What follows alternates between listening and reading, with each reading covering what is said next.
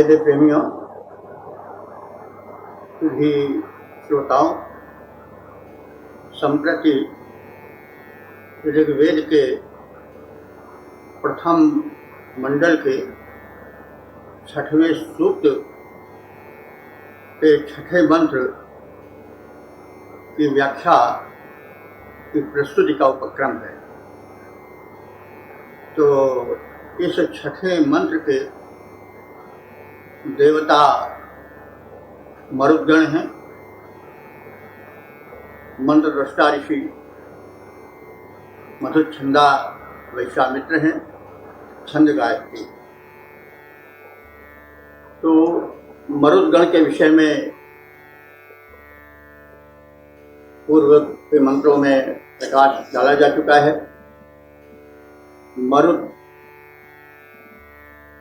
ये उग्र स्वभाव के सेनापतित्व सैनिक गुणों से विभूषित दिव्य शक्ति हैं।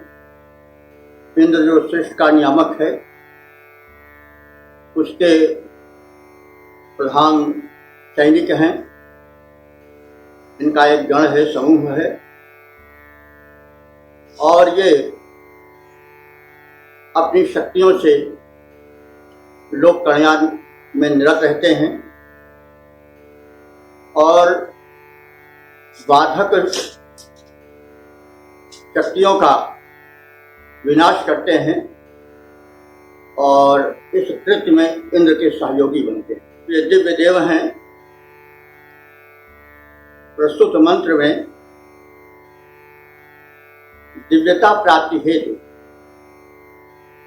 देवत्व प्राप्ति हेतु इन मरुद गणों की उपासना की बात कही गई। तो मरुद गण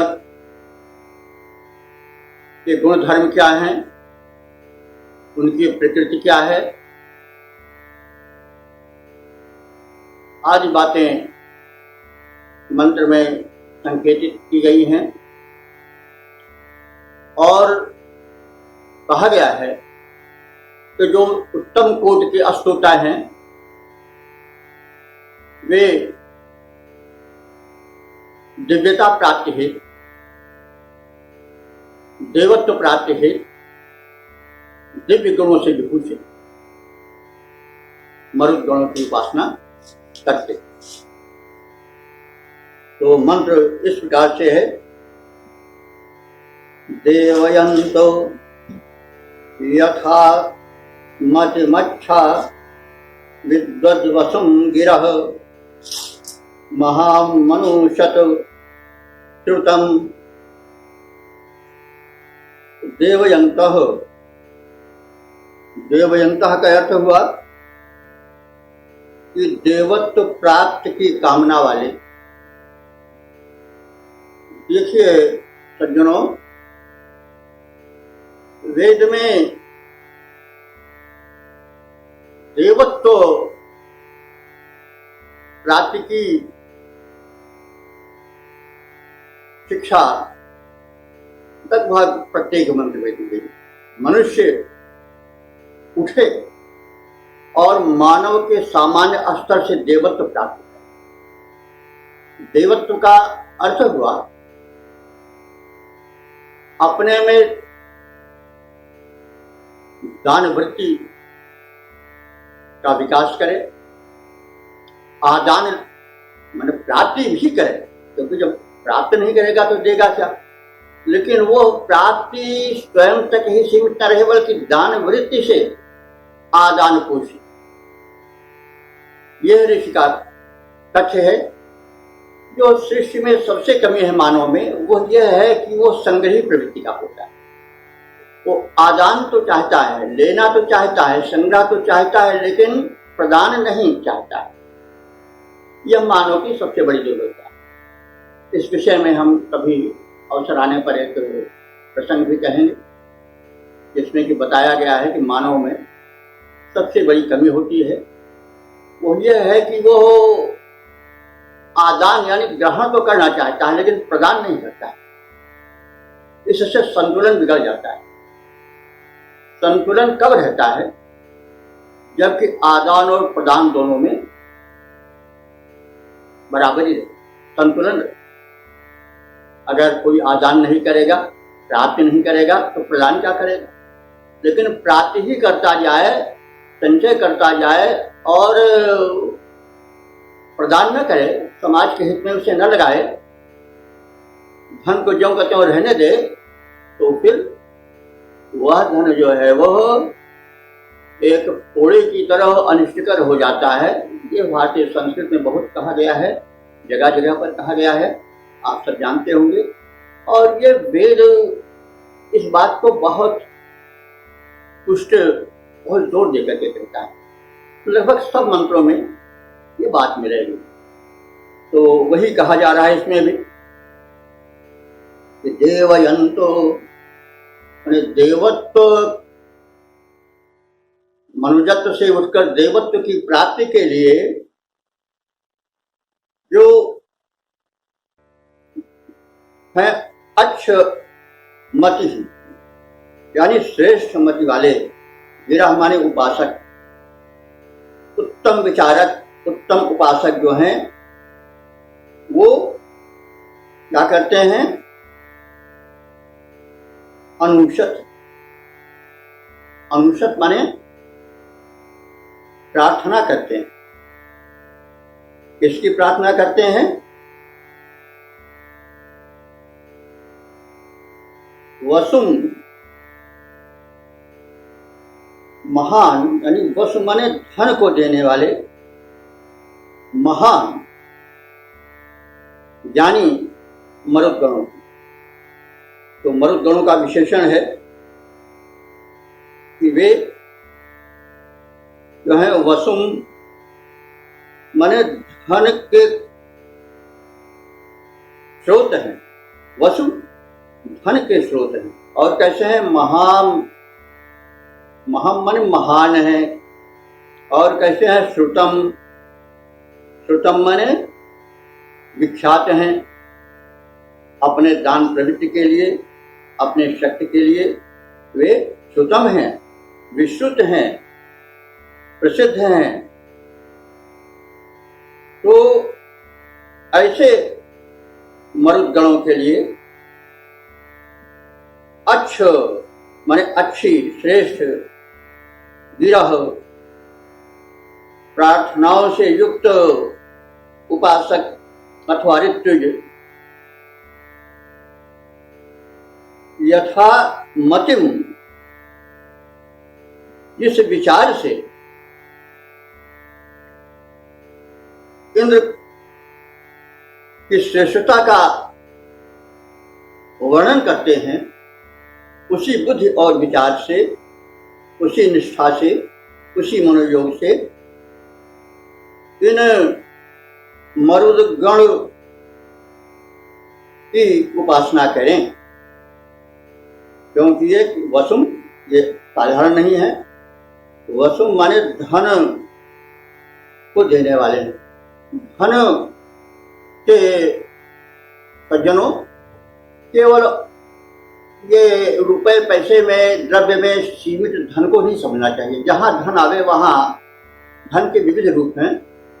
विद्या धन है, ज्ञान धन है, बुद्धि धन है, सौहार्द माने मित्रता का धन है, मानवता का धन है, शिष्टता का धन है, सदाचार का धन है, सद्विचार का धन है। तो धन सब कुछ है जिससे मनुष्य धन्य बन जाए, जिससे समाज धन्य बन जाए, वो सब धन है।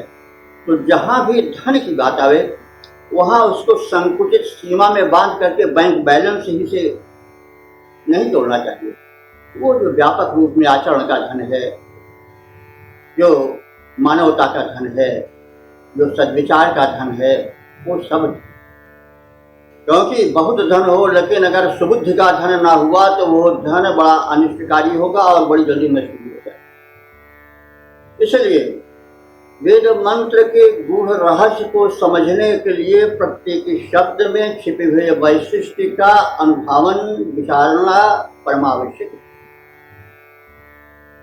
तो जो मरुद्गण है वो धनवान है और क्या है? श्रुतम, कीर्तिमान हैं और कैसे हैं, महान महान हैं। तो ऐसे मर्द गणों के लिए हे अच्छमति, हे उत्तम बुद्धि वाले विचारक, गिरह माने स्तुतिकर्ता, उपासकों और ऋतुजो, देवयंतो, अपने में देवत्व लाने के लिए यथा इंद्रम उपासक, जिस निष्ठा के साथ इनकी उपासना करते हो उसी निष्ठा के साथ बहुश्रुत, अति महान, धनवान, कीर्तिमान मरुद गणों की भी उपासना करो, ताकि तुम्हारा भी कल्याण हो और समाज का भी कल्याण हो। तो अब इस मंत्र के भावों का विस्तार छंदोबद्ध वाणी में इस प्रकार से किया गया है। देवत्व प्राप्ति हित मरुद गणों की स्तोता स्तुति करते, बहु धनैश्वर्य संपन्न मरुद गण महिमा मंडित हैं वैसे, विख्यात तथा निष्णात बहुश्रुत इंद्र देवता हैं जैसे। ध्यान मरुद गण का हम सब भी उसी भावना से धरते, ध्यान मरुद गण का हम सब भी उसी भावना से धरते, देवत्व प्राप्ति हित मरुद गणों की स्तोता स्तुति करते हैं, स्तोता स्तुति करते। प्रथम मंडल के छठे सूक्त के 7वें मंत्र की व्याख्या प्रस्तुत की जा रही है। ऋषि पूर्वत हैं और देवता मिलित हैं, यानी मरुद गण और इंद्र दोनों को सम्मिलित रूप से प्रार्थित किया गया है। तो पूर्व मंत्र में कहा गया है कि जो मरुद गण हैं वो सैनिक गुणों से विभूषित हैं और इंद्र भी वीर तत्व का द्योतक है, वृष्टि का देवता है और आसुरी शक्तियों का विनाशक है, उसके परम सहायक है मरुदगण। और मरुदगण जो है वो इंद्र के साथ ही रहते हैं, उसके अंतरंग है, दोनों में समानता है। तो इंद्र के साथ रहते हैं, संगमनशील हैं, साथ साथ चलते हैं, तो उसका अर्थ नहीं है कि उनके साथ रहने से महान, वो स्वयं इंद्र तुल्य ही महान है। वो मंत्र को सुने। इंद्रेण समहि दृक्षसे संजगमनो अभिभ्युषः मंदो समान वर्चसा। तो ये मरुदगण इंद्रेण संजगमाना, ये इंद्र के साथ साथ गमन करने वाले हैं, उनके साथ रहने वाले हैं। क्षी माने निश्चय ही, ये अविभिषा, अविभिषा, अविभिषा माने निर्भीक है।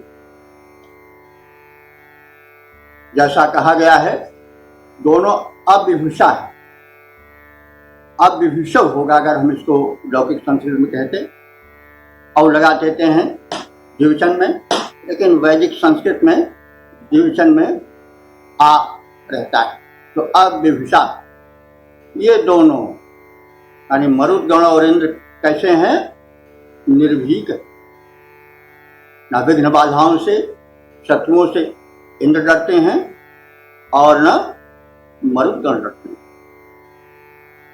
अविभिषा और कैसे हैं? मंदु, मंडू का अर्थ हुआ मदमस्त रहने वाले, प्रसन्न रहने वाले। तो दोनों कभी चिंता नहीं करते, सदैव प्रसन्न रहते हैं। मंडू मदमस्त रहते हैं, मत्त रहते हैं। मत्त का मतलब यह हुआ कि अपने आंतरिक आनंद से प्रफुल्ल वदन रहते हैं। ये भी एक गुण है।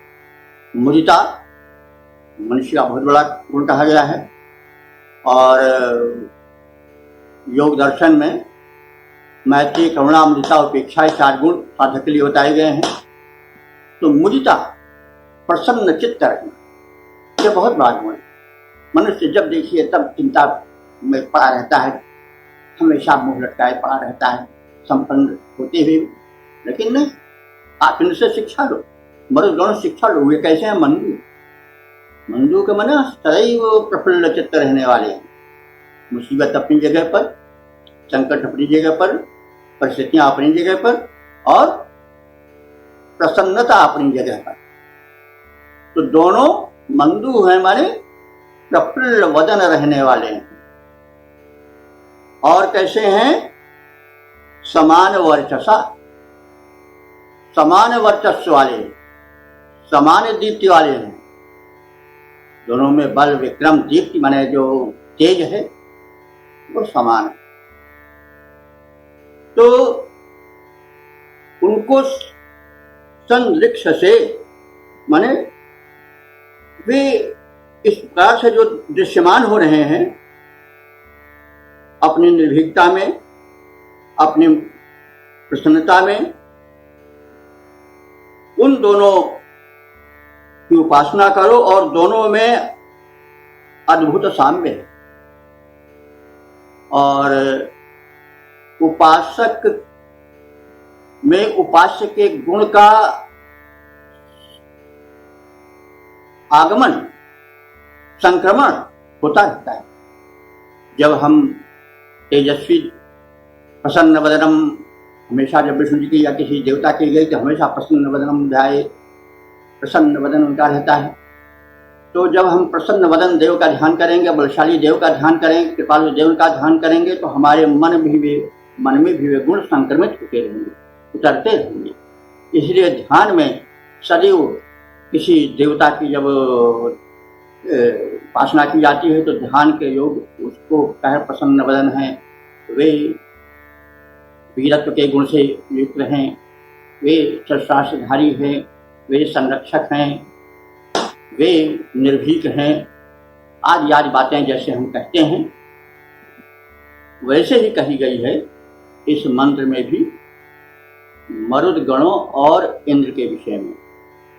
यानी दोनों जो हैं वो साथ साथ रहने वाले हैं, दोनों निर्भीक हैं, दोनों प्रसन्नचित्त हैं, दोनों समान दीप्ति वाले, पूज्य तेज वाले हैं। और ऐसे दोनों देवों कि हे साधकों मिलित उपासना करो, मिल करके उपासना करो। यह है संदेश मंत्र दृष्टा ऋषि देता है। इसी तथ्य को छंदोबद्ध रूप में इस प्रकार से प्रस्तुत किया गया है।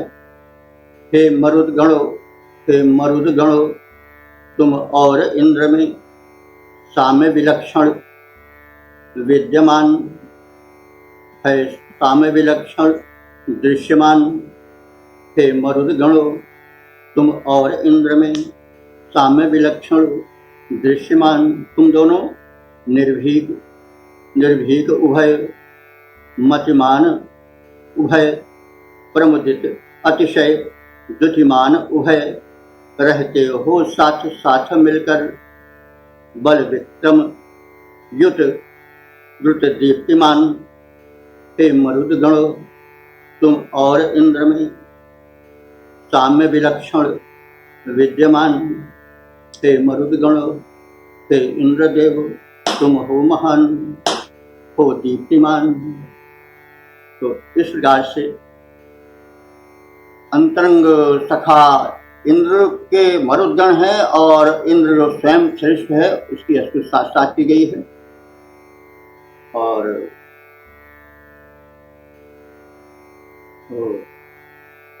श्रुति सुधी श्रोताओं, अब प्रथम मंडल के छठें सूक्त के 8वें मंत्र की व्याख्या की प्रस्तुति हो रही है। इसमें मरुदगण की ही प्रार्थना है और यज्ञ कार्य में मरुद गणों को आमंत्रित किया जा रहा है और यह भी प्रार्थना की जा रही है कि उनके साथ इंद्र भी है। प्रामुख्य जो है वो मरुद गणों का ही, इसलिए मंत्र मरुद गणों को ही समर्पित। तो पहले मरुद गणों का वैशिष्ट्य बताया जाएगा, उनके विशेषण का कथन किया जाएगा स्तुति में, और फिर उसके बाद इंद्र का विशेषण, उनका वैशिष्ट कथन करके दोनों को यज्ञ में आगमन हेतु प्रार्थना की जाए। देखिए, कोई भी कार्य होता है तो हम पहले देवता को बुलाते हैं, आज भी वैसे होता है, आओ आओ हे श्री भगवान हमारे कीर्तन में, आज भी तुम इसे कहते हैं। तो वैसे ही कहा जा रहा है कि हे भगवान, हे इंद्र भगवान, हमारे इस शुभ कार्य में, इस यज्ञ में आओ। तो मंत्र इस प्रकार से है, अनवद्यैरभिद्युहिर्मुखः सहस्ररुच्यति गणैरिन्द्रस्य काम्यैः। तो इस यज्ञ में पधारो हे मरुदगणों, आप अनवद्य, अनवद्य माने निर्दोष, दोष रहित। यह बड़ी भारी चीज है। जो शक्तिमान होता है उसमें दोष आ जाता है, तरह तरह का दोष आ जाता है, कहने की आवश्यकता नहीं है, लेकिन शक्तिशील से विभूषित होती है। इसीलिए जो आगे देव विकसित हुए, रामचंद्र आदि, कृष्ण आदि, उनमें शक्ति भी था, शील भी। शील माने सदाचार, निर्दोषता और शक्ति भी। शक्ति ही शीलेन शोभते। शक्ति तो रावण में भी बहुत थी, शक्ति तो डाकुओं में, लुटेरों में बहुत होती है, लेकिन शील नहीं होता, सदाचार नहीं होता, इसलिए वे राक्षस हो जाते हैं। तेन शोभन्ते, वे सुशोभित नहीं होते। तो इसीलिए मरुदगण जो कि परम शक्तिमान हैं, इंद्र के सेनापति हैं, वीर सैनिक हैं, वे वीर होने के साथ ही साथ अनवद्य हैं, निर्दोष हैं, और ऐसे ही होना चाहिए वीरों। अनवद्य, अभिद्यु, अभिद्यु, अभिद्यु कहते हैं द्युतिमान, तेज से परिपूर्ण। और कैसे हैं? सहस्र, और कैसे हैं वो? गणैर, गणैर माने गण में रहने वाले हैं, समूह में रहने वाले हैं। और कैसे हैं? काम्यैः, मनोकामनाओं को, मनोवांछित को पूर्ण करने वाले हैं भक्तों। तो इनके वैशिष्ट्य हैं, इनके मरुदगणों के, वे निर्दोष हैं, अनवद्य हैं और ज्योतिमान हैं, दीप्त से युक्त हैं और गण में रहते हैं, समूह में रहते हैं। और कैसे हैं? कामनाओं की पूर्ति करने वाले। तो इन विशेषणों से युक्त मरुदगण हमारे मख में, मख माने यज्ञ में आवे। तो अब शब्दार्थ का संक्षिप्त ज्ञान कर लेने के पश्चात मंत्र सुने। अनवद्यैरभि मद्भिर्मुखः सहस्रदधते गणैरिन्द्रस्य काम्यैः।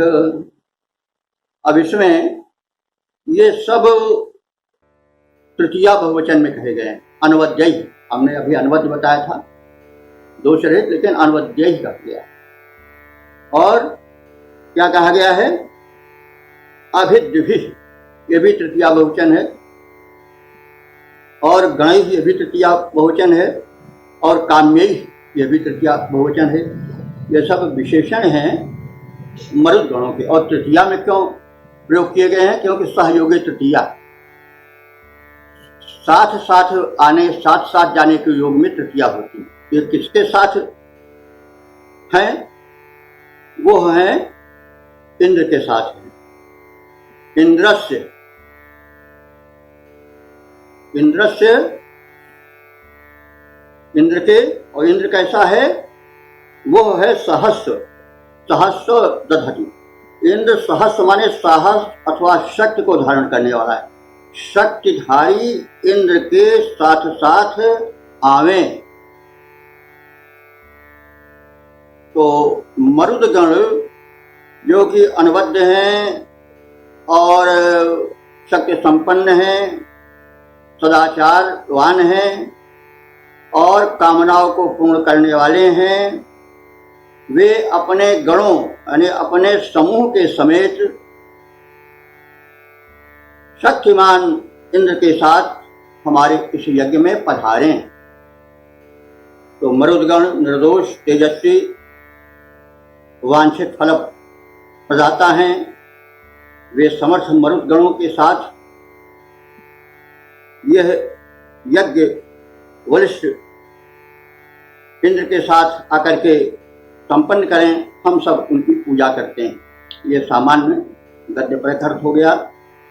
इसका पद्यात्मक भाव विस्तार इस प्रकार से है।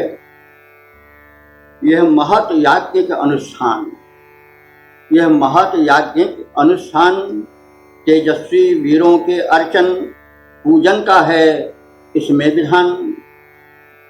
यह महत याज्ञिक अनुष्ठान, यह महत याज्ञिक अनुष्ठान तेजस्वी वीरों के अर्चन पूजन का है, इसमें विधान।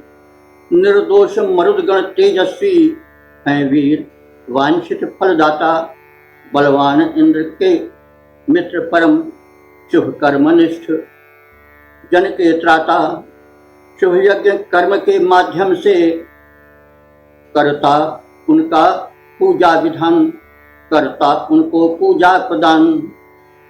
यह महत याज्ञिक अनुष्ठान, यह महत याज्ञिक अनुष्ठान तेजस्वी वीरों के अर्चन पूजन का है, इसमें विधान। यह महत याज्ञिक अनुष्ठान।